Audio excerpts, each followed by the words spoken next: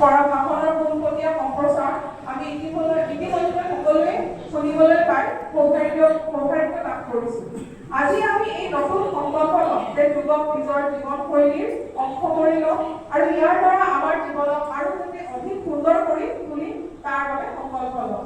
ভাৰতবৰ্ষৰ পৰম্পৰাগত যোগ কলাসকলে বিশ্বজুৰি স্বীকৃতি লাভ কৰিছে আৰু ইয়াৰ গুৰুত্ব আজি সমগ্ৰ বিশ্বই উপলব্ধি কৰিছে। যোগে আমাক শাৰীৰিক আৰু মানসিকভাৱে সুস্থ কৰি তোলে। ইয়াৰ উপৰিও যোগে আমাক এক সুসংহত জীৱনশৈলী গঢ়াটো সহায় কৰে। এইবাৰৰ যোগ দিৱসৰ বিষয় হৈছে এক পৃথিৱী এক স্বাস্থ্যৰ বাবে যোগ।